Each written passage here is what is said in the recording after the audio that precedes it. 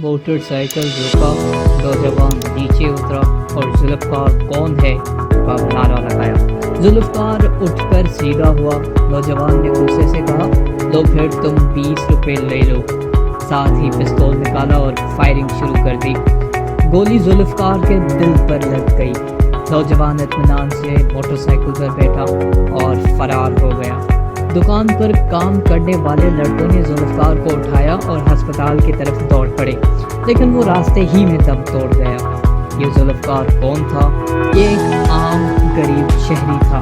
ये लाहौर के बंद रोड पर टायरों में पंक्चर लगाता था। पेट्रोल पंप पर दुकान थी। 3 भाई एक ही दुकान पर काम करते थे। 29 मार्च की सुबह 7 बजे कोई नौजवान मोटरसाइकिल को पंक्चर लगवाने आया।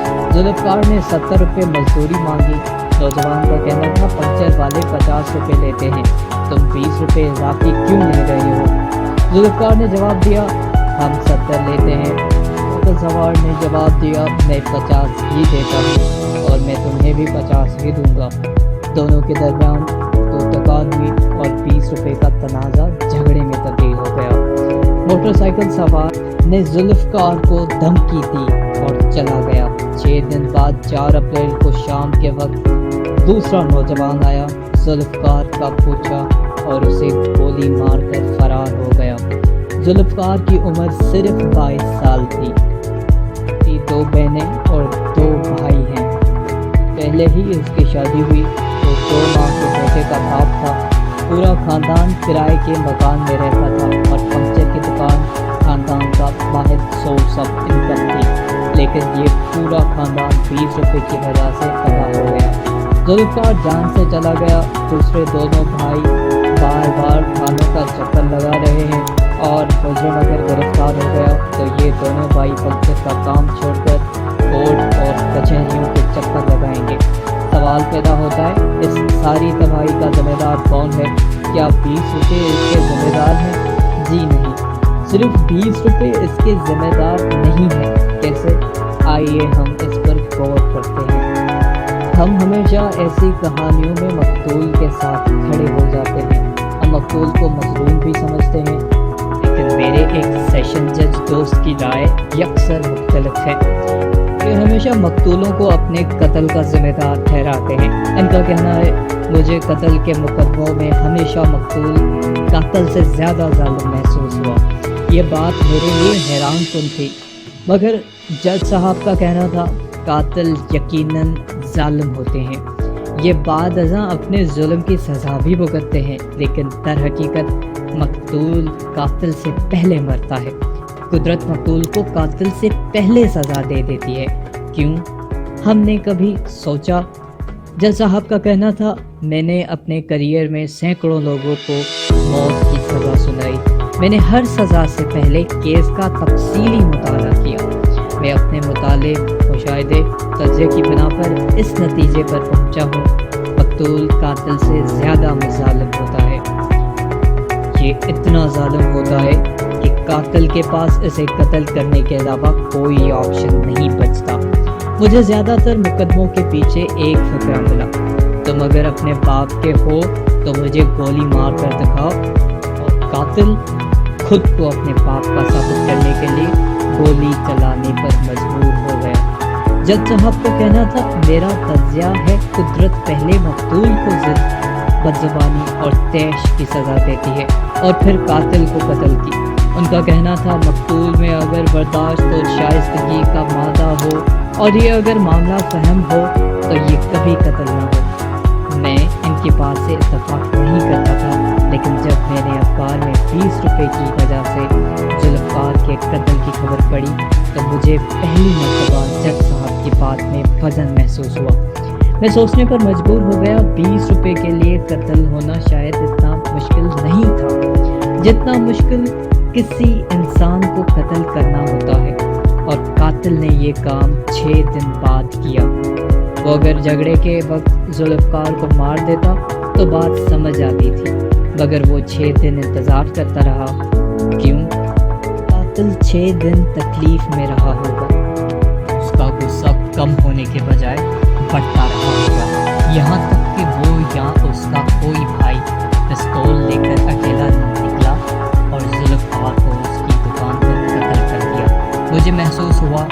जुल्फ़कार का कातिल कोई नामालूम शख्स नहीं था, जुल्फ़कार का कातिल खुद जुल्फ़कार था।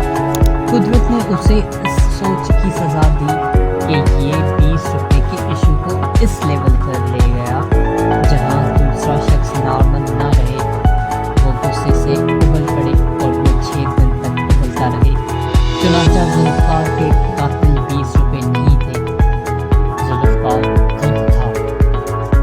आप इस वाक़ये को अब ज़रा सा तब्दील करके देखें। फ़र्ज़ करें कातिल पंक्चर लगवाने आया, उसने पंक्चर लगवाया, जुल्फ़कार ने उससे 70 रुपये मांगे, कातिल ने उससे कहा मैं हमेशा 50 रुपये में पंक्चर लगाता हूँ। जुल्फ़कार ने शाइस्तगी से जवाब दिया मेरे भाई मैं अच्छा मटेरियल इस्तेमाल करता हूँ, दुकान का किराया भी ज़्यादा है और मैं सारी रात दुकान भी खुली रखता हूँ, लिहाजा मेरा रेट ज़्यादा है। कातिल उसके जवाब में अखड़ लहजे में जवाब देता है नहीं मैं तो सिर्फ 50 रुपये दूंगा। जुल्फ़कार शाइस्तगी से जवाब देता है सर हम 70 रुपये लेते हैं, लेकिन आप अगर 50 देना चाहते हैं तो आप यही दे दें, या आपके पास अगर 20 रुपये नहीं है तो आप फिर कभी दे दीजिएगा, या फिर सर जैसे आपकी मर्ज़ी।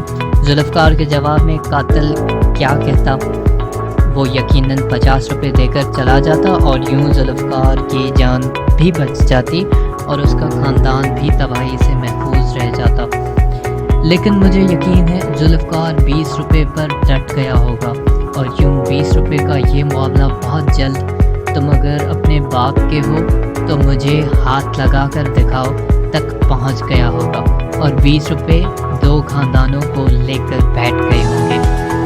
जुल्फ़कार का ख़ानदान तबाह हो गया और कातिल का ख़ानदान उसकी गिरफ्तारी के बाद जलील और रुस्वा हो जाएगा। ये भी भीख मांग मांग कर मुकदमा चलाएगा। हम इस वाक़ये को एक और ज़ाविये से भी देख सकते हैं। हम फ़र्ज़ करते हैं कातिल पंक्चर लगवाने के लिए आया, वो हमेशा पंक्चर के 50 रुपये अदा करता था। जुल्फ़कार की दुकान का रेट भी 50 रुपये था, लेकिन जुल्फ़कार ने उसकी मजबूरी का फ़ायदा उठाया। ये सुबह 7 बजे पंक्चर शॉप पर पहुंचा, पंक्चर लगवाया और जुल्फ़कार ने 20 रुपये ज़्यादा मांग ली।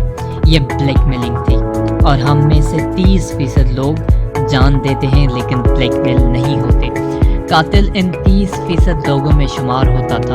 वो डट गया और मामला नो रिटर्न पर पहुंच गया। लेकिन कातिल ने फिर झगड़े की कैलकुलेशन की, 20 रुपये को 20 रुपये में रख कर देखा और सोचा 20 रुपये के लिए अपना सारा दिन क्यों ख़राब करूं, इस जाहिल से झगड़ा क्यों करूं, इससे गुत्थम गुत्था क्यों, अपने कपड़े ख़राब क्यों करूं। कहाँ की अक्लमंदी है, ये कहाँ की दानिशमंदी है। चुनांचे उसने 70 रुपये निकाले, जुल्फ़कार को दिए और ये सोचकर वहाँ से रवाना हो गया कि ये शख्स ब्लैकमेलर और चीटर है, मैं आइंदा इसकी दुकान पर नहीं आऊँगा। यूँ कातिल बनने और जुल्फ़कार कत्ल होने से बच गया। लेकिन इस वाक़े में ये दोनों ऑप्शन फेल हो गए। जुल्फ़कार और कातिल दोनों 20 रुपये पर डट गए। चुनांचे मैं समझता हूँ ये मामला 20 रुपये का नहीं था, ये अदम बर्दाश्त, नाशाइस्तगी और मिस कैलकुलेशन का इशू था और हम मिन हैसिल कौम इन तीनों इल्लतों का शिकार हैं। हम में बर्दाश्त बिल्कुल मफकूद है। हम मामूली बातों पर खुद भी भड़क उठते हैं और दूसरों को भी भड़का देते हैं। बदतमीज़ और नाशाइस्ता लोग भी हैं। हमारी ज़ुबानें कड़वी और लहजे सख्त होते हैं। और आप ये याद रखें, इंसान लफ्ज़ बर्दाश्त कर जाता है लेकिन लहजे और अंदाज उसको अंदर से चीर कर रख देते हैं। 20 रुपये इशू नहीं होता, लेकिन दूसरा शख्स जिस अंदाज जिस लहजे में 20 रुपये मांगता है, यह इंसान को तोड़ कर रख देता है। भूल जाते हैं, लेकिन लहजों की नफ़रत पूरी ज़िंदगी हमारे अंदर महफूज रहती है। हम लोगों को माफ़ भी कर देते हैं, लेकिन हम उनके अंदाज़ और लहजे कभी नहीं भूलते। हम अगर सिर्फ अपना लहजा, अपना अंदाज़ ठीक कर लें, हम अपने मौक़िफ़ पर डटे रहें, मगर हम शाइस्तगी और तहज़ीब का दामन न छोड़ें, तो हमारा इख्तिलाफ़ राय कभी झगड़े या तनाज़े में तब्दील न हो। ज़ुबान दुनिया का महलक तरीन हथियार है।